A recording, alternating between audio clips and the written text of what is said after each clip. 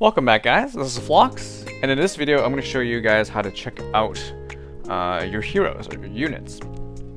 What I mean by that is looking at their stats, skills that are available to them, and just what they do in battle, I guess, and what their abilities are. So in the main screen, you can see on the bottom right corner, or ish, there's a little button called Hero. Just press on that, and you'll bring up your hero management window. Now here is going to be a list of all the units that you currently have on hand. Or I think by default it's sorted by rank. You can change this, how it's sorted. You can change it by level, and rank, I guess that's it. I've actually never used that before myself. And you can change the order, ascending or descending. So yeah. If you want to just examine a particular unit, or you don't know what they do, or you want to read some backstory, like there is like a tiny bio on every single one of these units, you just click on them, just tap on them in the window, and it'll bring up their page. On the top left, you'll see their icon, what they look like in the game, and their standing animation. There's a little lock thing you can press. It will say on and off. Oops, I'm lagging a little bit. That's essentially your lock for the unit to make sure you keep your unit safe. Excuse me, sorry.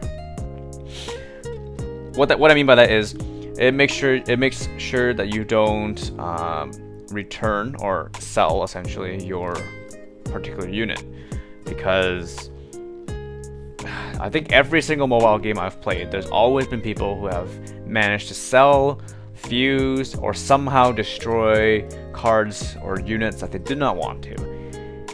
I don't know, man. Everyone's careless. That's happened to me on Brave Frontier. If you've ever watched my videos, I fused my Max Kaja into like nothing. But yeah, it happens. And that's why you have these features, and that's where it is. So you can just click on. So again, you go back to your management. You click on the unit that you're looking at, and you just press the little lock left of their diagram or the picture. So on the right, you see their stat sheet. This is just breaking down everything.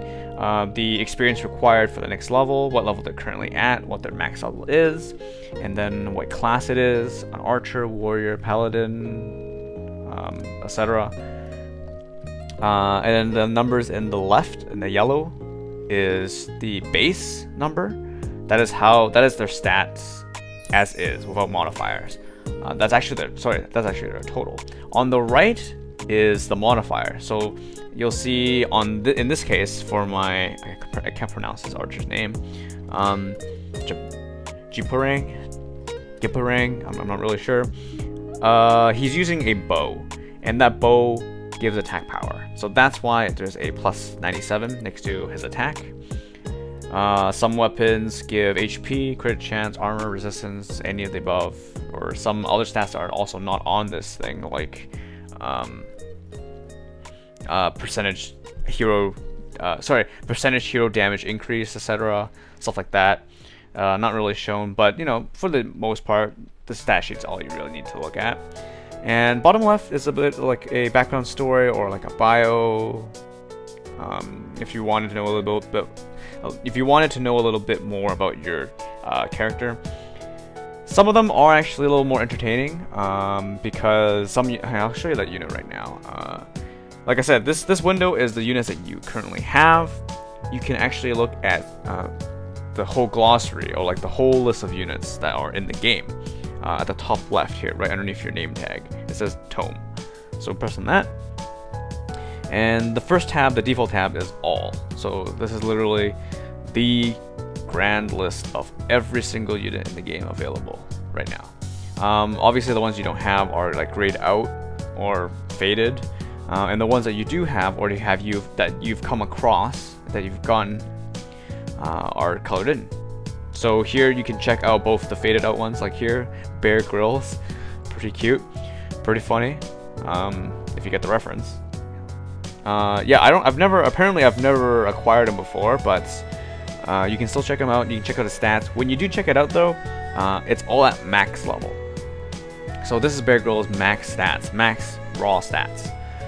And then, you know, background story, etc. I'll show you what it evolves into next. Obviously it's a blank because I explained in my other video. All 1-star to 3-star units are what I call generic. They don't have an evolution path or promotion path, I guess in this case. They don't evolve into anything. They simply, when you evolve them, you simply receive a new unit of 1 rarity higher. That's it. What's interesting though is if you look at units in this page through the tome, you get a how to get button. So you can press on that and I'll show you exactly how you can obtain this particular unit. Now most of the time it's only going to be, if you're looking at the low rarity units, I think you can actually get just about every single unit from a quest or a dungeon, actually. All the 1 to 3 stars.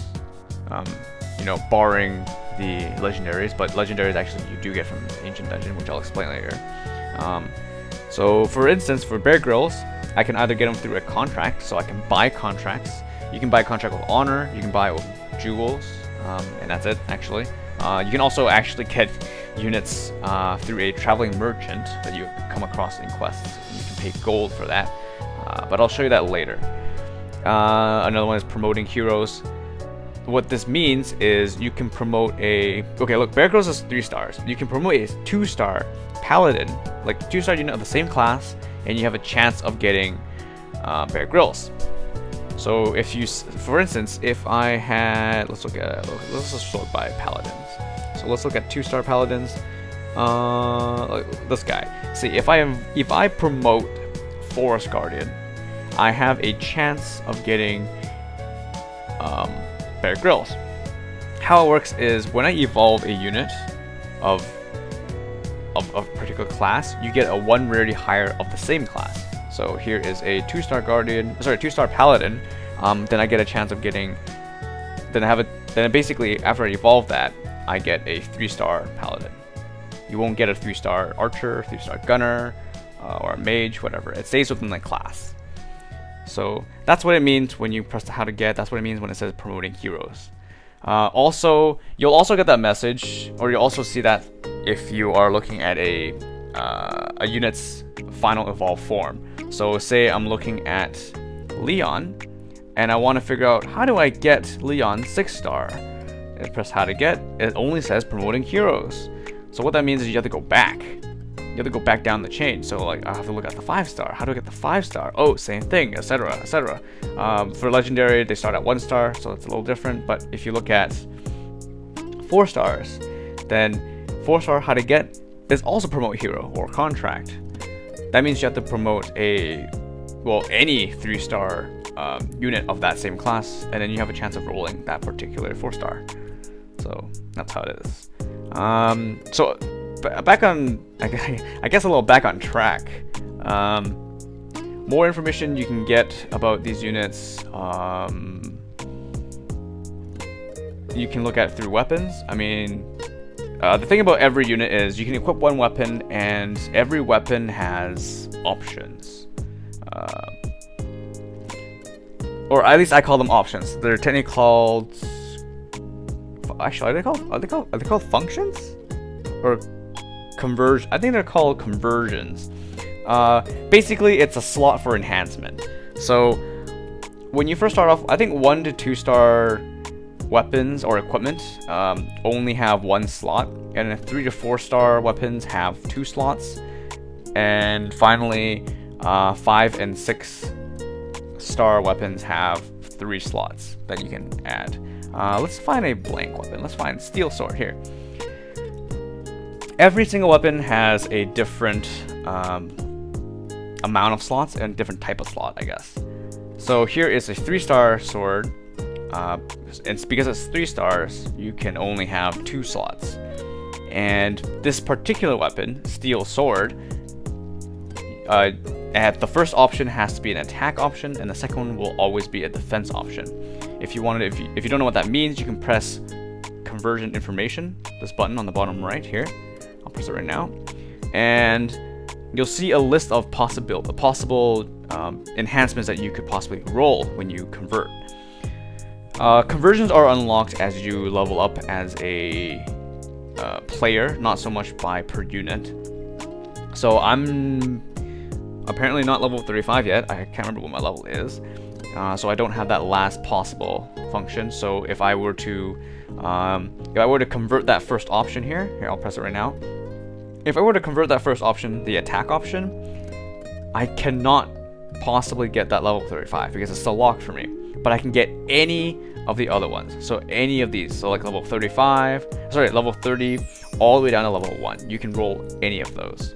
So yes, you can technically get a level 1 enhancement when you're level like, 35 already, even though you have everything unlocked. That just means you have bad luck. So yeah, I mean, you can check out all the possibilities and all the things you can possibly roll so you know exactly what you might get, and obviously you can pick out what you want. However, you should be warned that the first time you convert an option on your weapon, it only costs 400 gold. So I'll even convert it right now. It only costs you 400 gold. Success. Yeah, you can't fail it. But it's between a success and a great. Great just means you get a very high-end roll. Like there's a number range for every single trait. Say look at this. Say resist penetration. Resist penetration probably ranges from, like, for example, I'm just guessing, like, I don't know, 50 to 100. Oh, sorry, 50 to like 150. If you get like 150, then that's like great. Or like if you get close to 150, that's great. And then everything else is just normal. You notice that if I want to re-roll that particular slot, I have to pay more gold, and this thing scales up fast.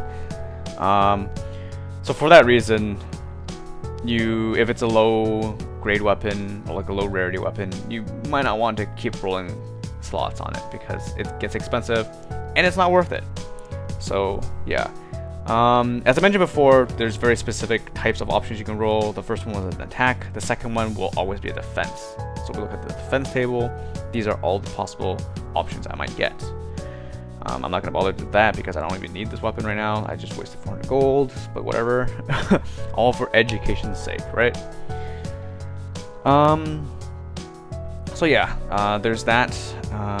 And you can also, sorry, actually, I should go back. You can also equip weapons. How you do that is on the left, you can select that particular, like all the units that can possibly equip whatever you're looking at. I'm sorting by paladin weapons right now, so I have a Titan hammer that I can equip, and let's say I want to equip it to my Vane. Like this, it's this guy right here. So I select him on the left, and then I select my weapon on the right hand side. So I want Titan hammer. You click on it, and then I press equip. And you wait for it to load, and there you go. Bam! Vane is now equipped to Titan hammer. You're gonna come across a lot of junk weapons that you're not gonna use ever. I don't know if I have anything to sell right now. Oh, perfect. I don't want that falcata. So if you want to sell it, because you do have room for weapons, you have limited amount of room. You don't have infinite, so eventually you're gonna have to sell them and get rid of them. So you just press sell item, and you just select whatever. The moment you press sell, it actually automatically filters by all. And it's only for weapons that you do not have equipped. So you cannot sell something that is currently equipped to a hero or a unit, whatever. So that's pretty nice. That's a good way of saving your weapons, I guess, that you do want to keep. You can just equip it to a hero and leave it at that. If you sell a hero that's equipped with a weapon, they will unequip that weapon. So you don't have to worry about losing a weapon if you were selling like a trash. Say you were just using it on a trash unit and then you sold it and you're like, oh shoot, I wanted the weapon back. No worries, it's still there. The game automatically unequips it for you, so you don't have to worry about that. So anyways, back on this, if I want to sell this, just select it and it'll show you the total right next to the cancel button. So if I were to sell everything, I'd be getting 990 gold or something, etc. Here I only want to sell the Fakata, so bam, I got 180 gold. Sweet. So that is more or less everything you need to know about weapons. I guess one tiny thing would be like this +1 you might see, this mysterious +1.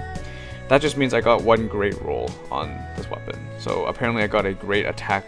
So I got a great critical damage roll. And let's check what that actually could be. Sorry, that's an attack. Yeah, that was an attack slot, 34.5%. What is that? Under attack, critical damage. It's the level 21. Critical damage plus 30 to, it ranges between 30 to 75% increase to critical damage, and what I rolled was 34.5. That was great.